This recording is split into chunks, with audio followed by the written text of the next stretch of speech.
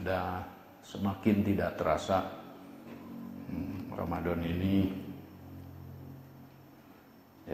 dan harus bagi kita untuk lebih menghayati, memaknai daripada bulan pelatihan ini.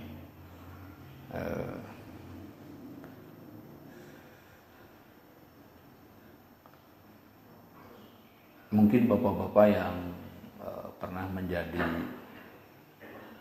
atau sedang menjadi ASN hari ini dikenal dengan istilah diklat ya. 2 pekan biasanya di satu tempat di mana gitu, atau di luar provinsi Jawa Barat misalkan. Dan itu adalah sebuah pendidikan kilat 2 pekan untuk mengupgrade, untuk menaikkan kemampuan, kecakapan dari pribadi-pribadinya. Nah, kurang lebih Ramadan itu seperti itu ya. Kurang lebih Ramadan itu seperti itu. Maka cermatilah, telitilah di dalam segala hal-hal yang menyangkut programnya, karena hadis Nabi mengatakan man soma Ramadana imanan wahtisaban. Barang siapa berpuasa ya di bulan Ramadan imanan wahtisaban. Di situ ada iman. Apa arti iman itu? Percaya. Percaya kepada apa?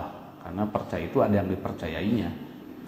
Percaya bahwa program-programnya itu ya, dari mulai puasanya, sahurnya, ya, qiyamul Ramadannya, itu akan membentuk karakter, itu akan membentuk watak, sifat ya yang baik ya, akan membentuk cara berpikir. Karena manusia tidak akan lepas dari cara berpikirnya, dan manusia tidak akan lepas dari cara berkarakternya, sifatnya. Tentu sifat ini ada sifat buruk, tentu sifat ini ada sifat baik ya. Karena manusia itu bahan ya, kalau tadinya mempunyai sifat yang tidak baik artinya buruk, bisa dirubah. Jangan khawatir, selama hayat dikandung badan, selama ada kehidupan. Karena dunia ini tempat berubah. Sekali lagi, dunia ini tempat berubah.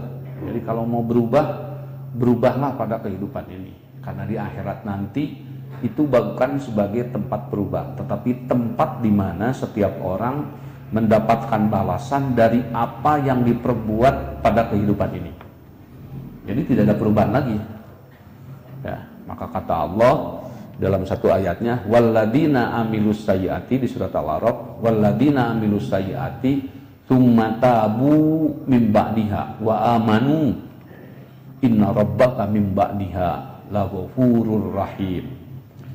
Dan orang-orang yang sudah melakukan perbuatan tidak baik, perbuatan jahat, perbuatan buruk, kemudian mereka bertobat ya, tsumma tabu mim ba'diha wa amanu, dan mereka percaya kepada siapa? Percaya kepada Allah, bahwa Allah memberikan ketentuan, bahwa Allah memberikan petunjuk adalah semua untuk keuntungan manusianya, bukan untuk keuntungan beliaunya sedikit pun.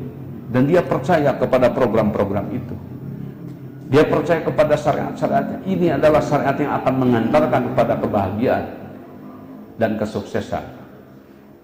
Apa kata Allah? Inna rabbaka mim ba'diha, sesungguhnya Rabbmu mim ba'diha, setelah dia melakukan kejahatan, setelah dia melakukan keburukan tersebut, apa? Laghafurur rahim. Inna rabbaka mim ba'diha laghafurur rahim. Ingatlah bahwa Allah akan memaafkannya, menghapus semua dosa-dosanya, dan Allah akan mengasihaninya. Maka oleh karena itu jangan pernah putus asa dengan apa yang sudah kita lakukan ya. Meskipun itu adalah kejahatan, meskipun itulah salah, dunia tempat berubah. Kalau mau berubah, berubahlah dari mulai hari ini. Karena Allah akan menghargai sedikit ataupun besar perubahan yang terjadi. Wa may ya'mal mithqala dzarratin syarran yarah. Siapa yang berbuat nanti keburukan, Allah akan perlihatkan keburukannya. Dan siapa yang berbuat kebaikan, Allah pun akan memperlihatkan kebaikannya di hari akhir. Nah, oleh karena itu ya maknai bulan Ramadan ini untuk itu ya, bukan hanya disuruh oleh Allah menahan tidak makan, menahan tidak minum, tapi dengan tidak makan tidak minum itu untuk menaikkan tingkat fokus, tingkat konsentrasi ya. Untuk apa sebenarnya hidup ini? Untuk apa sebenarnya Allah menurunkan Ramadan? Nah, dengan mengikuti program-programnya nanti Allah akan membimbing selebihnya ke arah-arah yang kita harapkan.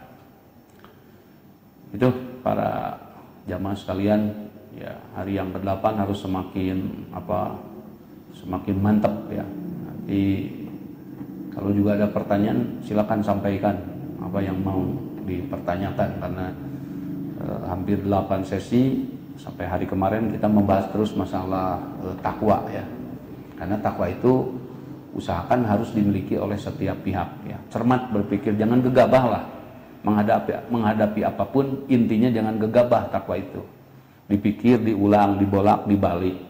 Barangkali apa yang tidak kita sukai sebetulnya baik buat kita. Dan apa yang kita sukai kadang-kadang itu tidak baik buat kita ya. Anak kecil seperti itu, senangnya main game, dikiranya baik buat mereka, tetapi hari besok dia mau apa? Tambah umur 5, 20, 30 tahun lagi, mendingan kalau programnya ya yang menciptakan gamenya dia untung bisa jualan, tapi kalau penikmat gamenya untung apa? Hanya habis waktu saja ya. Kemampuan main game tidak bisa dijadikan apa-apa, kemampuan main game itu diantaranya. Oleh karena itu ya kembali lagi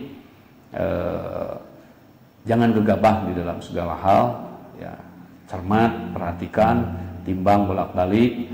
Kalau tidak tahu tanyakan kepada yang mengerti, tanyakan kepada yang ahlinya ya. Jangan buru-buru kalau dengar berita ya, karena ditulis kemudian ada gambarnya, bisa saja hari ini kan itu rekayasa ya. Silakan. Dalam melakukan sesuatu itu seperti telah dijelaskan, kita harus hati-hati, cermat. Tapi terkadang yang saya rasakan itu pernah tanpa sengaja di luar kemampuan atau mungkin lupa, terkadang kita terjadi sesuatu hal yang tidak diharapkan atau dikatakan mungkin gagal. Nah, bagaimana sikap kita jika mengalami hal seperti itu? Kegagalan nanti dibagi dua. Ada yang bersifat musibah karena faktor kelalaian kita. Kegagalan bisa diakibatkan dari balai. Contoh seperti hari ini, kita sudah mempersiapkan segalanya untuk berdagang dengan baik, tapi tiba-tiba datang pandemi. Ini balai namanya. Sesuatu yang tidak kita, bukan karena kelalaian, bukan karena perbuatan kita, ini tiba-tiba datang dan sumbernya jauh dari sana, China sana, tiba-tiba datang ke sini, semua kita terganggu, perdagangan ya, pekerjaan apa semua terganggu, puluhan juta rakyat terdampak oleh pandemi ini. Maka kalau sudah balai begitu ya kembali saja, innalillahi wa inna ilaihi raji'un, semua milik Allah. Ada sesuatu yang tidak bisa kita jangkau, dan ada sesuatu yang bisa kita jangkau. Contoh, Anda bikin comro, tapi comronya kurang baik. Masa mau menyalahkan Allah? Ya. Anda bikin baju, tetapi bajunya tidak baik. Anda bikin makanan, makanannya tidak baik. Belajarlah selalu. Jadi kalau datang kegagalan, itu mendorong kita untuk kembali belajar. Ya. Tetapi tetap kalau sudah jadinya apa? Innalillahi wa inna ilaihi raji'un. Ini masih juga kurang cermat, masih juga kurang teliti pekerjaan ini. Ya, masang genteng jatuh juga. Ini padahal kita sudah pakai tambang, sudah pakai apa? Oh mungkin ada yang kurang lagi, mungkin ada. Di situ perlu adanya perbaikan. Sama, setiap tahun saya memprogramkan tahsin Quran. Kenapa? Karena memang belum semua, dan itu masih banyak PR bagi para jamaah sekalian. Bacaan itu kurang baik. Ya sudah, tidak apa-apa. Kalau kemarin masih belum selesai, ya tahun ini selesaikan dulu. Kecuali ya alhamdulillah kalau bapak-bapak sudah merasa selesai, oh saya tahsin Qurannya, bacaan Quran sudah selesai. Ya, tetapi kebanyakan belum. Maka pekerjaan itu ya katakan tahun kemarin kan tidak sempurna, tahun kemarin ada kekurangan. Nah, apakah tahun ini ya semestinya kalau kita cermat, kita hati-hati bagaimana kita memanfaatkan sisa yang 22 hari lagi kita lolos baca Quran menjadi baik dalam 1 bulan ini. Ya, itu diantaranya. Ya, mudah-mudahan semangatnya, yang penting kan semangatnya jangan mati. Ya, semangatnya, spiritnya jangan mati. Kalau nanti praktek dan prosesnya itu tentu bertahap, setahap. Sudahlah, tidak apa-apa. Ya, ini tahfidz sudah sampai 40 surat, tapi kenyataannya baru 30 surat. Bagaimana saya mempertanggungjawabkan yang 10 surat? Sudah, saya bismillah, Ramadan ini 40 surat saya pegang. Keluar Ramadan, nanti sampai Ramadan ke depan lagi, bukan ngilang, tapi malah nambah. Ya, seperti itu. Sekian, mari kita lanjutkan witir.